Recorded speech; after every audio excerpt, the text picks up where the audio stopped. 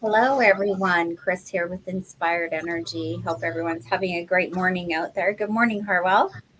Good morning, Chris. Good morning, everyone.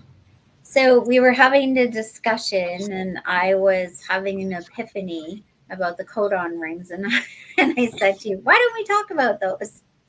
So, you finally given in to me, and we're going to talk I usually do. about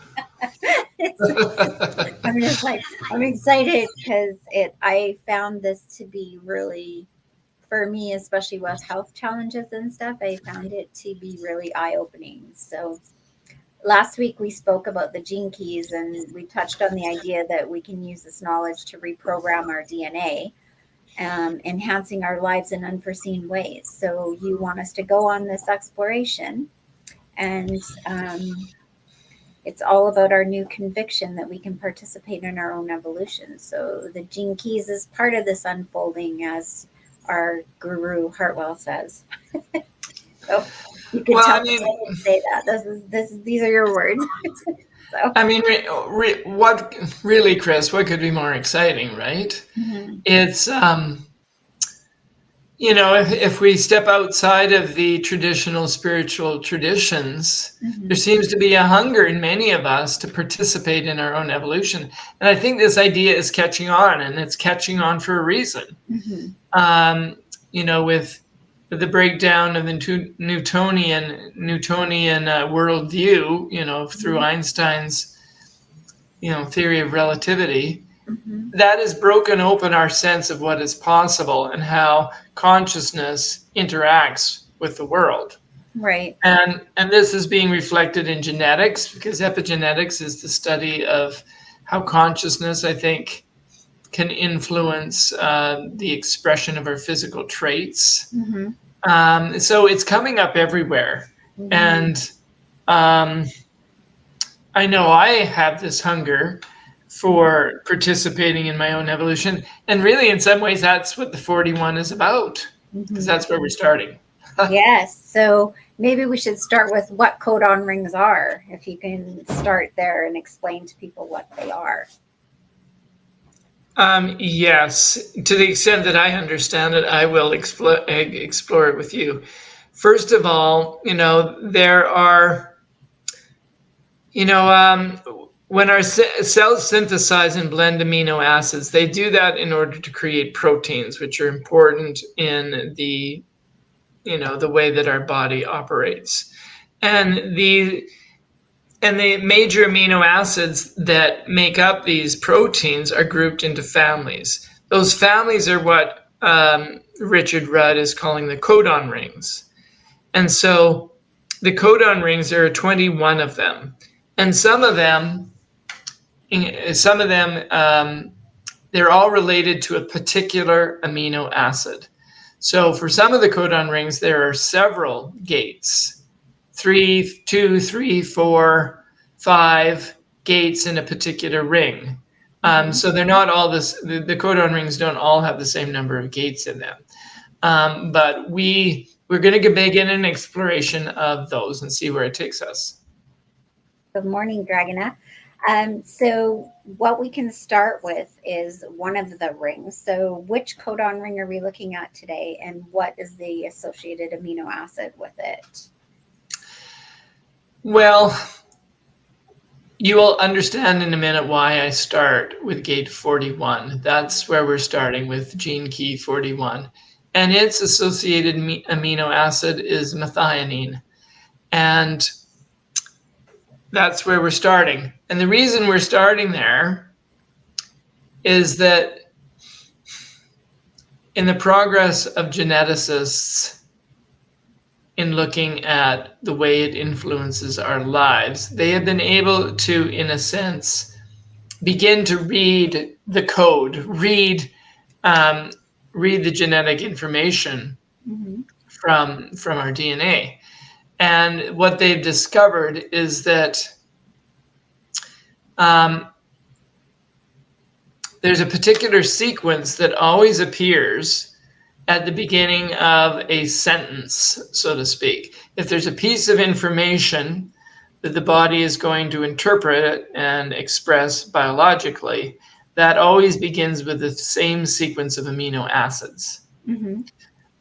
So they can say, oh, here's a starting point. And that starting point is related to gene key 41, which is the ring of origin, is what it's called. Mm-hmm. And there's only one. So this is the start code in all genetics. It's what says go. Mm-hmm.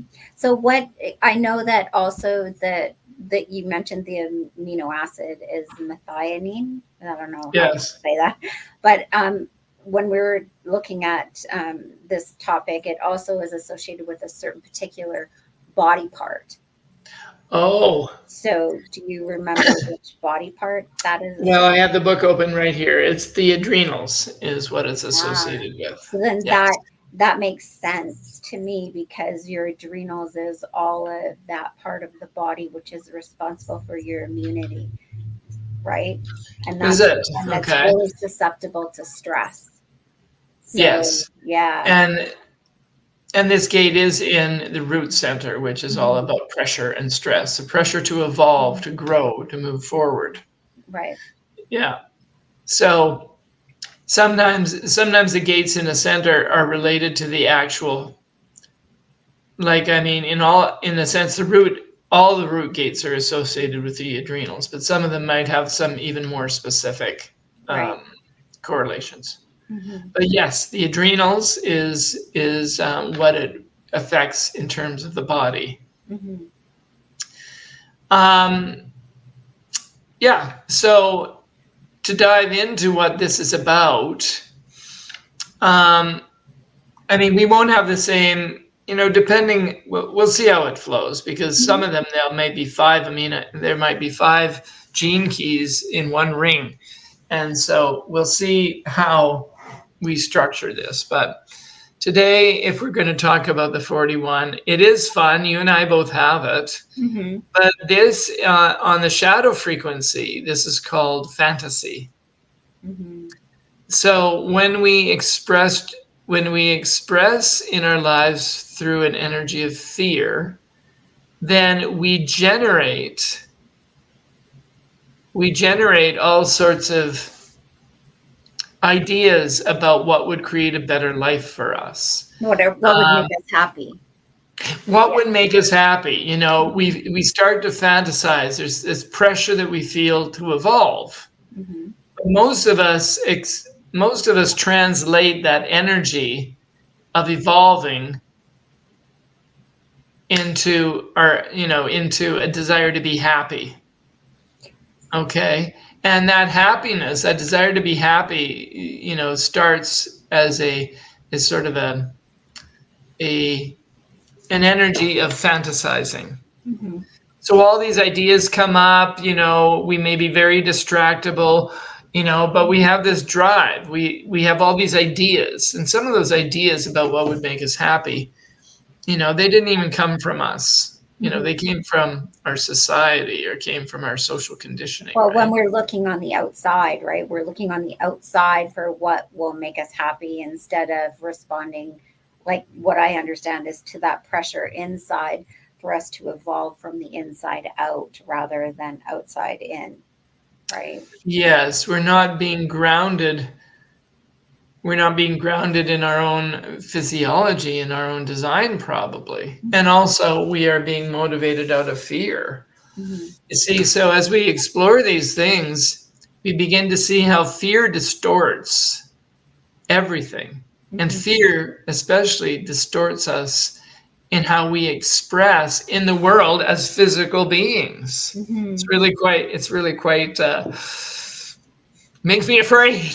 Yeah, well, it affects all of our decisions, right? Like if you're making a decision based on fear, it's a lot different than one that you would make when you feel secure and you feel at home with who you are and confident in what you're about to undertake, right?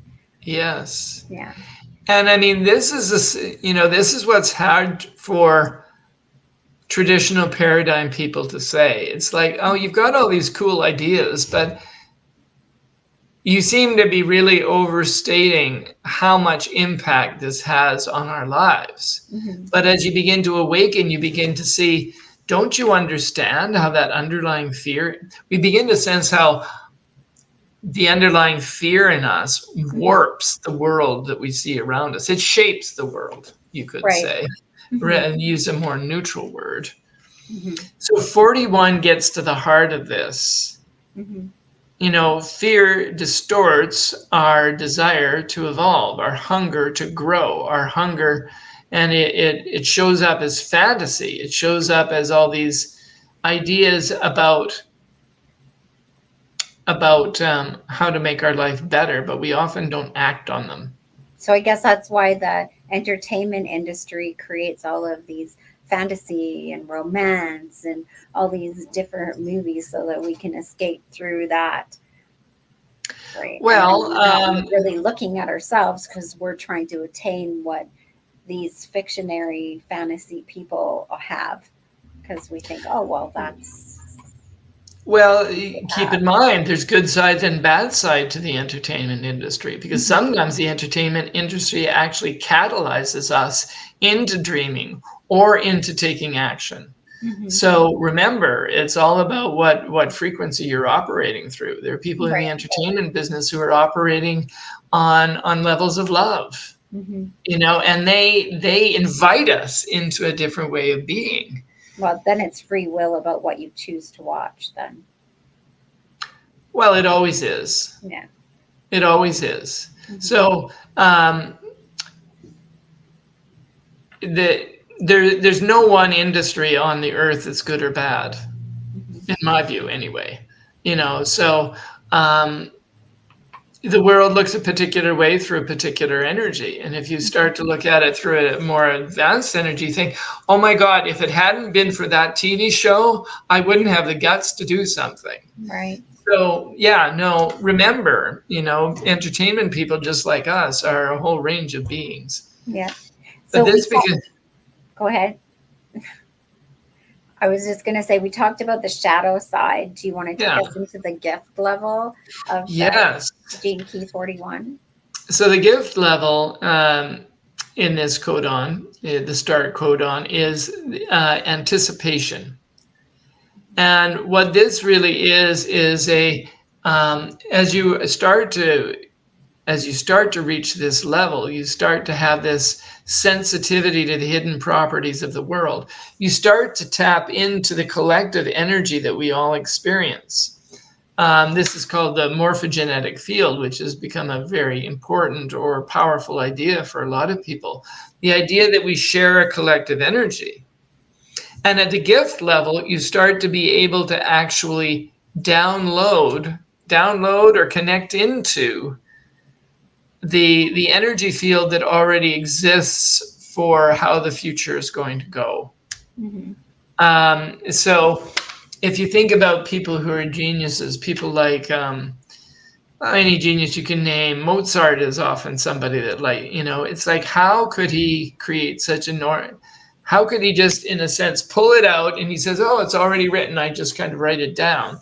He saw it in his mind, he saw it in his consciousness. Or people like Tesla. Or it just drops in, right? It just drops in, but that's the sense of it. But it's the idea with the gift of anticipation is that it's always there. And so our ability to tap into it or not that's on us, but it's always there. Right.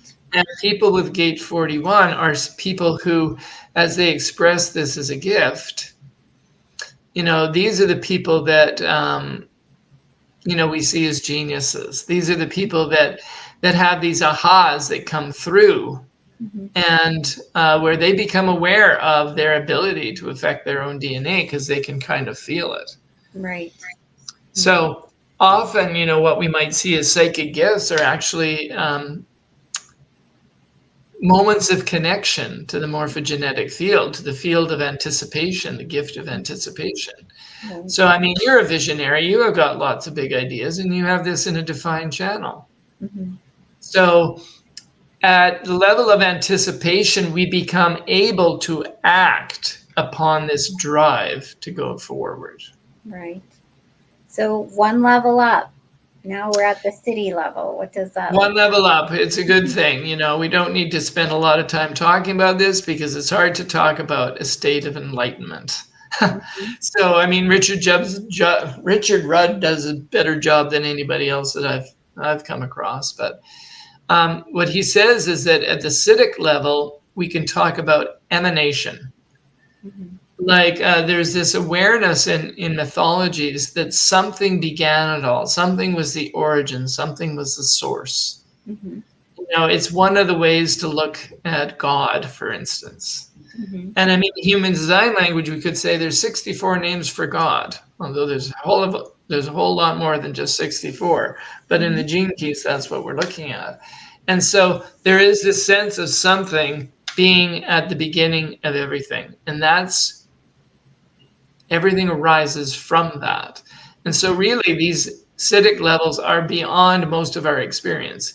If I was having that experience right now, I would be enlightened, Mhm. right? And there aren't a whole lot of enlightened people walking Mhm. around, but we can sometimes feel it. Mhm. Those of us who have a sensitivity to a particular gene key can feel the energy of the word. In Jewish mysticism, the Kabbalah starts with, they talk about um, the doctrine of emanation, the Ein Sof.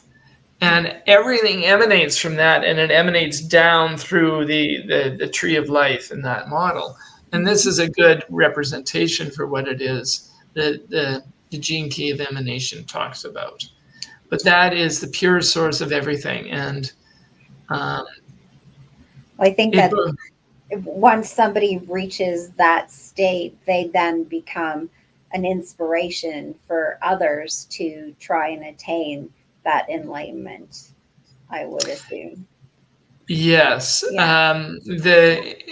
the way the way Rudd puts it is that um, if you were in that state of emanation, you wouldn't know how to talk about it because you would be inevitably misinterpreted, like all enlightened beings are misinterpreted by the people who listen to them. Well, I think it's like NDEs, right? When somebody has an NDE, right? Yeah, And they come into contact with God or source, they come back and they can't explain it in our human language, like correct, they just correct. use words for it, right?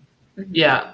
And so, but the effect of being around such a person, Red says, is it would create an incredible hunger in you for the life, for a bigger life, a more vital life, for, for life. Yeah. So this 41, which begins it all, think of the energy that begins it all. Hmm. At the level of fear, you feel that energy of to begin things and the excitement about life, and you don't do anything with it. And so you're caught up in the wheel of samsara, the wheel of karma. Hmm. But once we reach the gift vibration, we do feel and respond to that by taking actions. Right. So Right on. Well, I look forward to the next Codon ring next week. So, um, thank you so much where for will we go from joining here? us today. And we appreciate you watching and following us. So, next week, we'll dive into the next Codon ring. And with that, enjoy the beautiful day out there. God bless. And Hartwell and I will see you next Wednesday at 9 a.m.